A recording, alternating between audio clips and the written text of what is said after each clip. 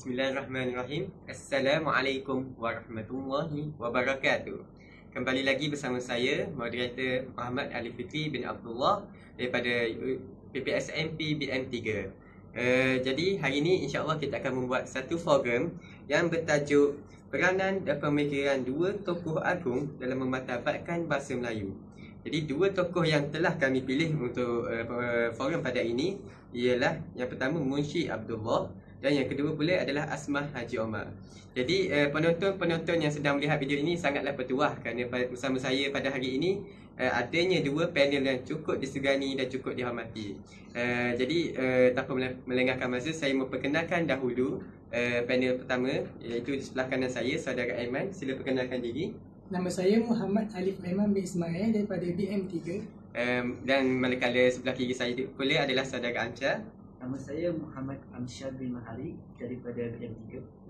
Jadi kedua-dua panel ini sangatlah boleh kita katakan berilmu dan disegani ya. Jadi kita teruskan kepada program kita pada hari ini.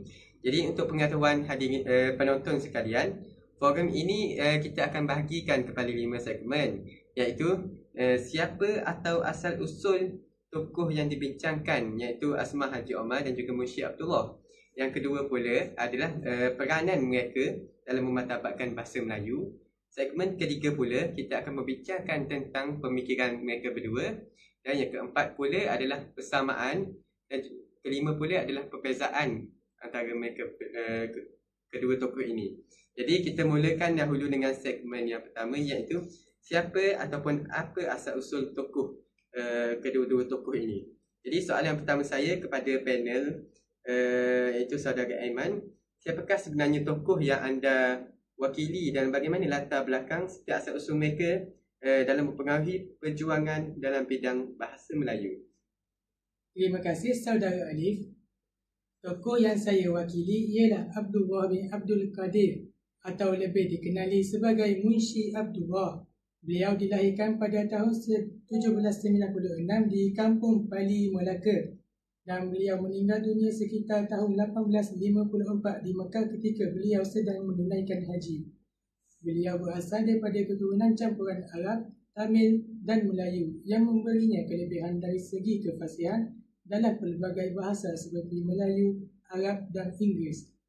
Sejak kecil lagi, Munshi Abdullah terdedah kepada pelajaran agama, bahasa Arab dan tulisan Jawi.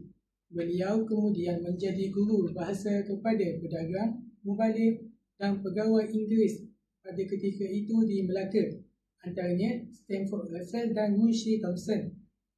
Kepelbagaian latar belakang dan interaksi dengan pelbagai bangsa menjadikan beliau seorang yang berpandangan luas dan kritikal terhadap masyarakatnya sendiri. Jadi terima kasih saya ucapkan kepada saudara Aiman. Jadi daripada apa yang dikatakan oleh saudara Aiman, jelas di sini bahawa Munshi Abdullah bukan sekadar penulis biasa, tapi hasil daripada pengalaman dan pelbagai budaya dan pendidikan yang membentuk pandangan reformis beliau. Baiklah, sekarang kita beralih pula kepada saudara Amsyar. Kita dengarkan pula daripada saudara Amsyar mengenai tokoh keduanya. Silakan Amsyar. Terima kasih saudara Alif atas soalan yang diberikan.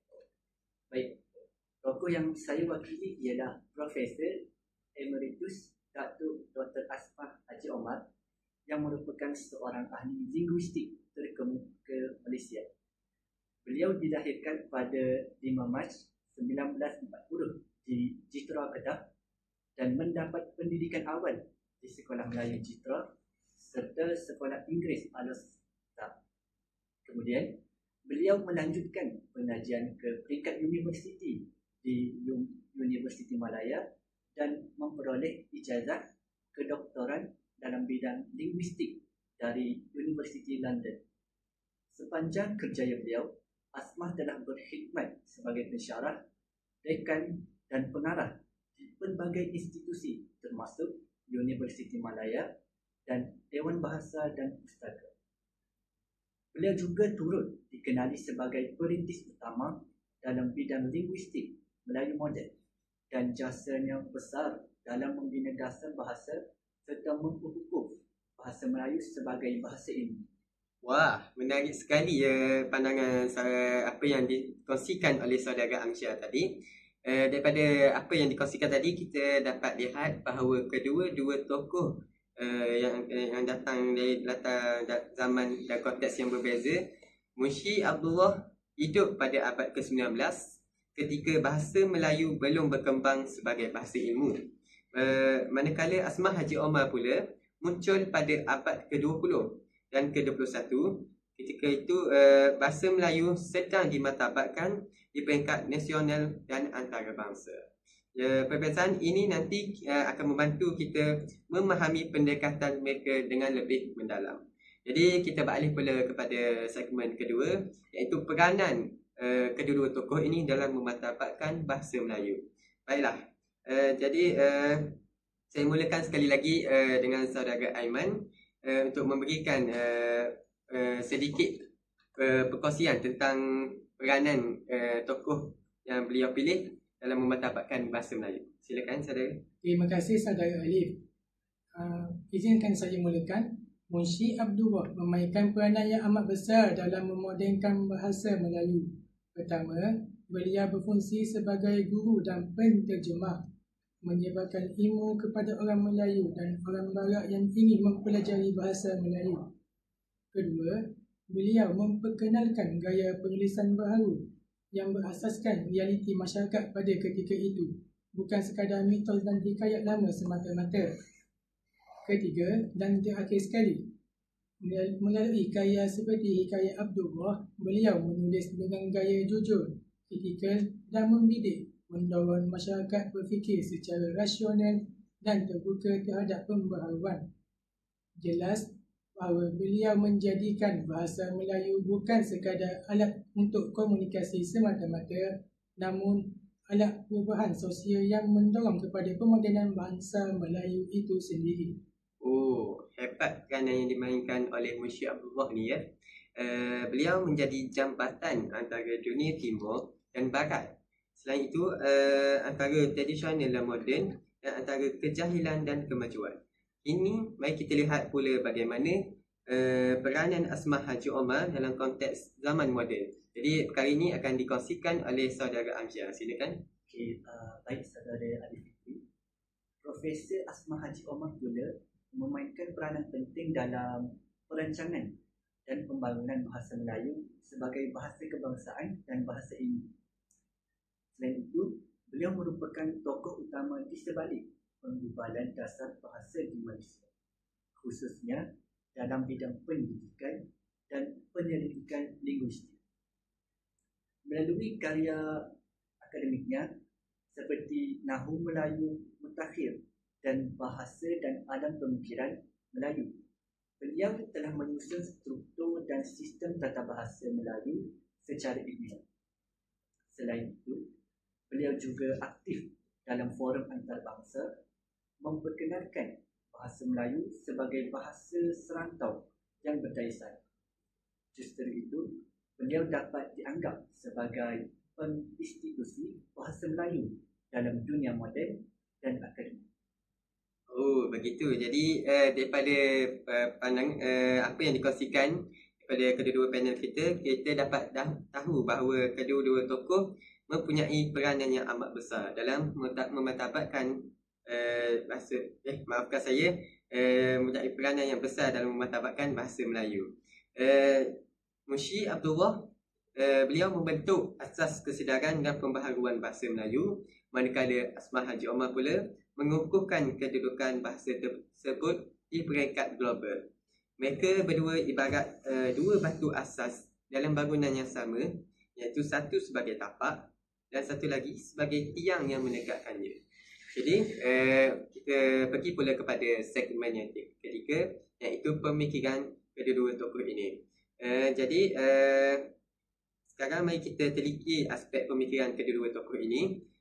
Apa yang menjadi falsafah dan prinsip mereka dalam perjuangan bahasa. Jadi kita mulakan dengan saudara Aiman. Baik, pemikiran Munshi Abdullah berpaksikan pada pembaharuan pendidikan dan moral. Beliau menolak budaya malas dan kebergantungan masyarakat Melayu terhadap mitos.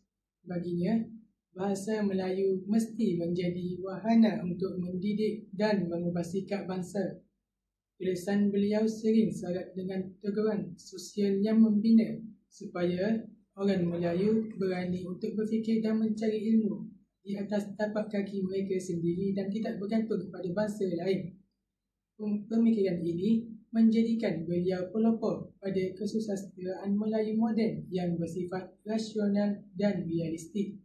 Jadi jelas bahawa pemikiran Munshi Abdullah ini menjadikan bahasa sebagai alat pencerahan minda dan reformasi bangsa. Seterusnya kita pergi pada saudara Amsyah pula. Okay, baik. Seterusnya, Asmah Haji Omar pula melihat bahasa sebagai cerminan pemikiran dan sistem ilmu bangsa. Beliau percaya bahawa tanpa bahasa yang utuh, bangsa tidak akan mampu berdiri di pentas dunia. Pemikirannya menekankan bahawa bahasa Melayu perlu diperluas dalam bidang sains, teknologi dan penyelidikan agar terus relevan dalam dunia moden.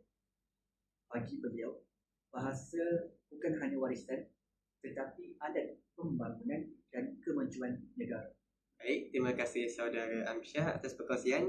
Jadi kesimpulan yang boleh kita buat di sini, kedua-dua tokoh mempunyai pemikiran yang progresif. Jika Munshi Abdullah berjuang melalui pena untuk menyediakan masyarakat, Asmah Haji Omar pula berjuang melalui ilmu untuk memperkukuh kedudukan bahasa di persada antarabangsa. Jadi kita teruskan pula kepada segmen yang keempat, iaitu persamaan antara kedua-dua tokoh ini.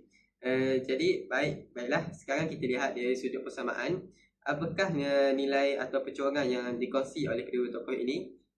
Boleh berkongsi kepada kami tak, saudara Aiman? Boleh, saudara Alif. Pertama-tama, kedua-dua tokoh ini sebenarnya berkongsi semangat perjuangan yang sama, iaitu untuk memartabatkan bahasa Melayu sebagai lambang jati diri dan maruah bangsa. Walaupun mereka hidup dalam dua zaman yang berbeza, iaitu Munshi Abdullah di era penjajahan dan Asmah Haji Omar di era pasca kemerdekaan. Namun, matlamat mereka tetap satu, iaitu memastikan bahasa Melayu terus dihormati, dipelihara dan digunakan sebagai wahana ilmu serta identiti bangsa itu sendiri. Bagi Munshi Abdullah, beliau memartabatkan bahasa Melayu melalui karya penulisan yang bersifat realistik dan mendidik. Beliau menggunakan pena sebagai senjata utama untuk membetulkan pandangan masyarakat Melayu yang pada ketika itu masih dibelenggu oleh sikap pasif dan kebergantungan terhadap hikayat lama. Karya seperti Hikayat Abdullah bukan sekadar catatan pengalaman, tetapi mesej perjuangan yang mengajak masyarakat Melayu untuk berubah dan belajar, berfikir, menilai dunia dengan ilmu. Bagi beliau, bahasa ialah alat pencerahan minda dan orang Melayu harus berbangga dengan bahasanya sendiri kerana di situlah terletaknya maruah bangsa. Sementara itu, Profesor Asmah Haji Omar menyambung perjuangan yang sama dalam bentuk yang lebih moden dan ilmiah. Beliau memperjuangkan bahasa Melayu bukan hanya sebagai warisan budaya, tetapi sebagai bahasa ilmu, pendidikan dan penyelidikan. Melalui karya akademiknya, beliau memastikan bahasa Melayu mampu berdiri setanding dengan bahasa-bahasa besar dunia.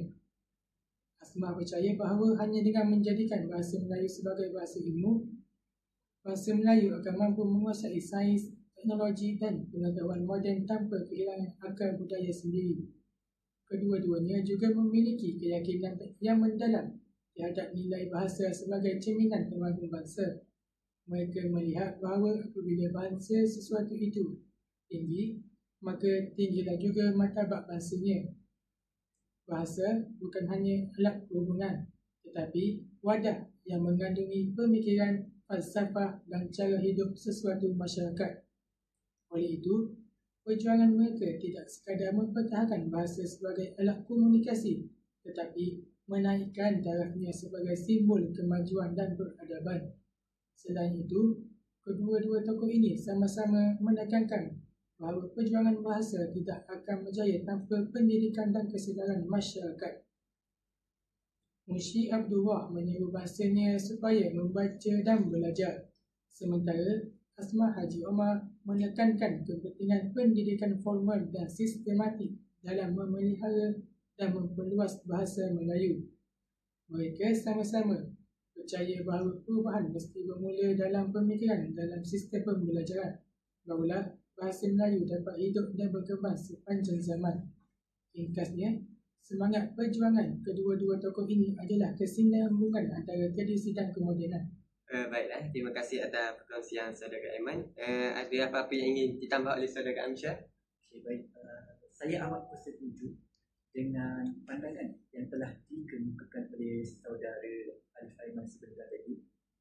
Jika kita meneliti perjuangan Profesor Emeritus Datuk Dr. Asmah Haji Omar, jelaslah di situ bahawa beliau juga amat menitik beratkan pendidikan sebagai punjang utama dalam memartabatkan bahasa Melayu.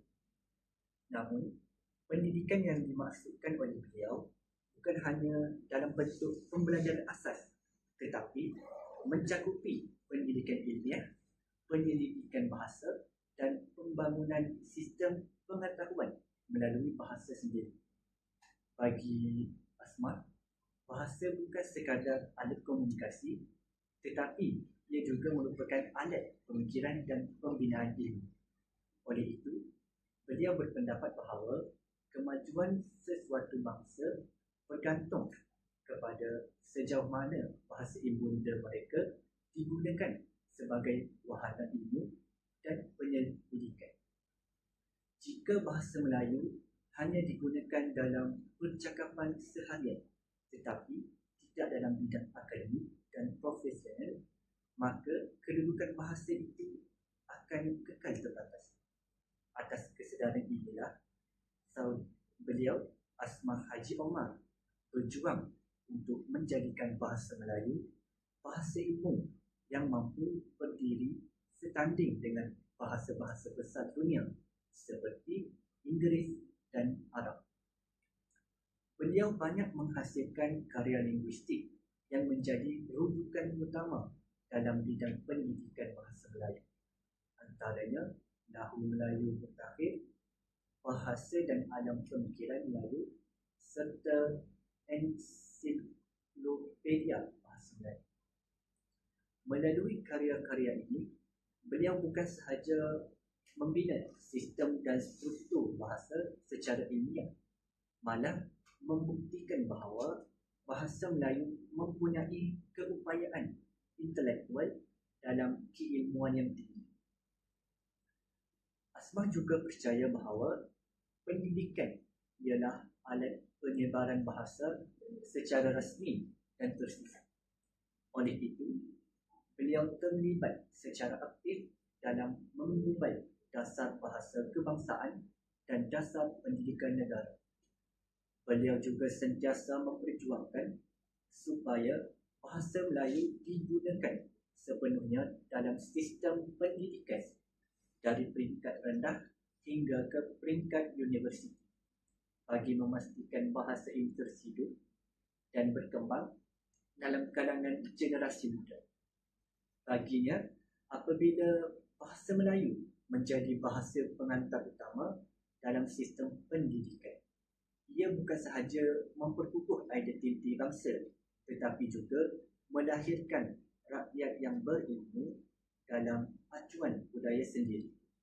Selain itu, Asmah Haji Omar turut menekankan bahawa pendidikan bahasa perlu berteraskan penyelidikan dan inovasi.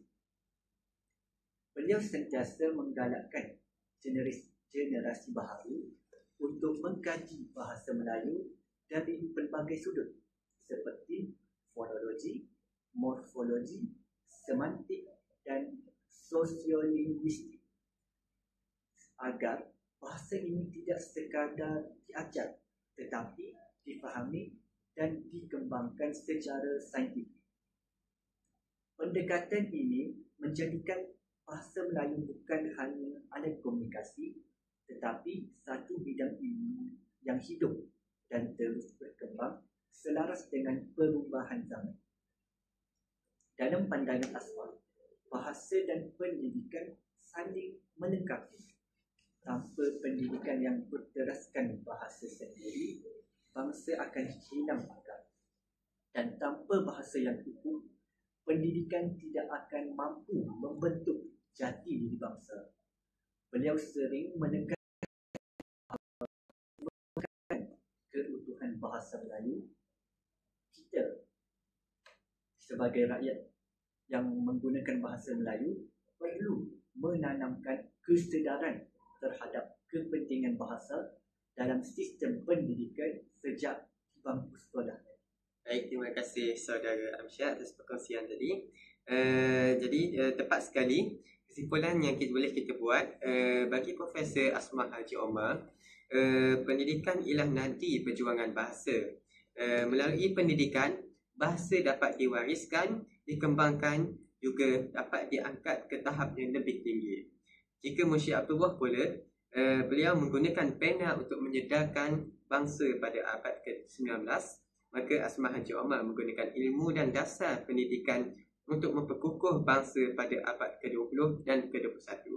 Kedua-dua tokoh ini walaupun berbeza pendekatan, berkongsi satu cita-cita yang sama, iaitu memastikan bahasa Melayu terus kekal hidup, dihormati dan menjadi kebanggaan bangsa di pentas dunia.